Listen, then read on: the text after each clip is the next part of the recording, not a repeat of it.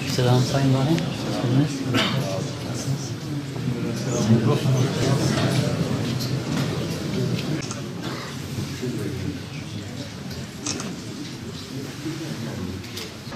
Bismillahirrahmanirrahim.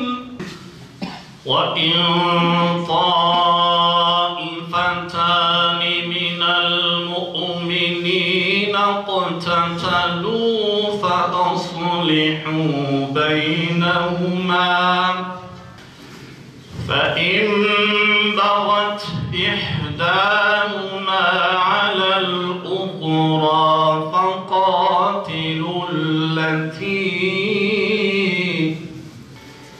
فقاتلوا التي تبغي حتى تفيء إلى أمر الله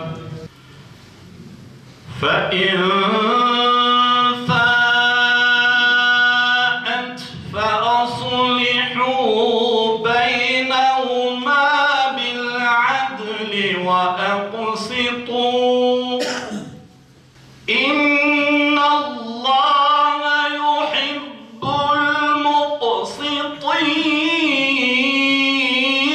المقسطين إنما المؤمنون إخوة فأصلحوا بين أخويكم واتقوا الله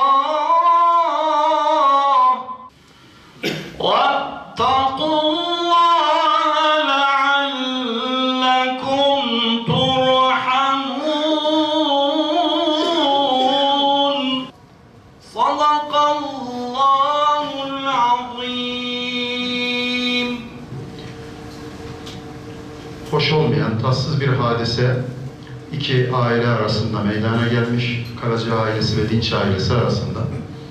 Ve bunun sonunda tabiri caizse sinirlerine hakim olamayan gençlerimiz veya vatandaşlarımız bir takım tatsızlıklar yaşanmış.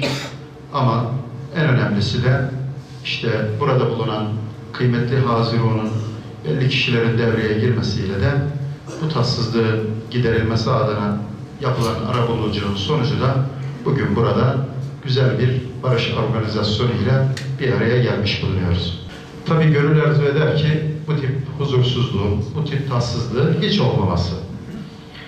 İçinde bulunduğumuz süreç çok kritik bir süreçten geçiyoruz. Ülke olarak çok kritik bir süreçten geçiyoruz. Hepimizin bindiği bir gemi var.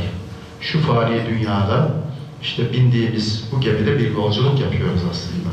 Hepimizi bekleyen bir son var.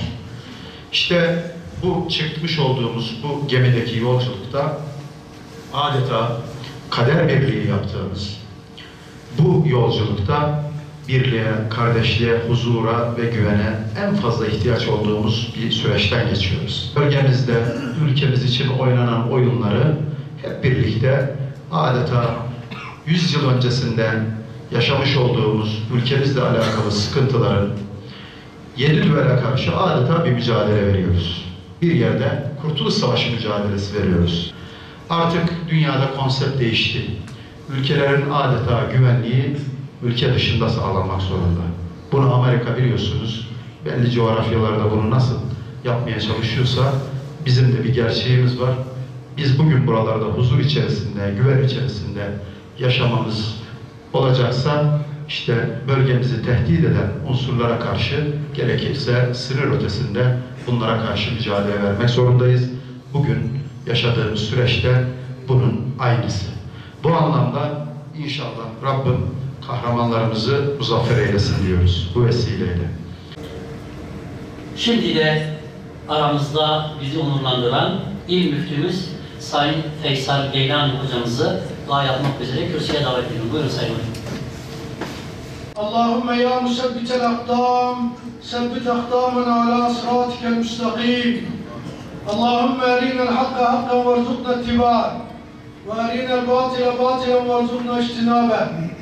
Allahümme Rabbena atina fid dünya haseneten ve fil ahireti haseneten ve qina azaben nar. Şeriflerinde buyurduğu gibi cümlemizi hayra anahtar, şerre kilit kıl ya Rabbi. Hayırda yarışmayı bizlere nasip eyle ya Rabbi. Olsun bakalım. Evet, hayırlı uğurlu olsun. Emeğine sağlık. Teşekkür ederiz.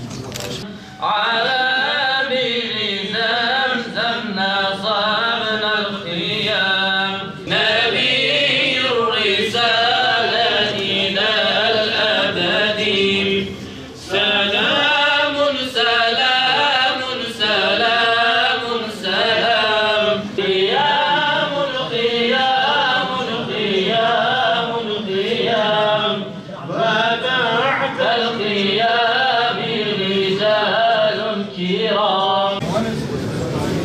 رجال كرام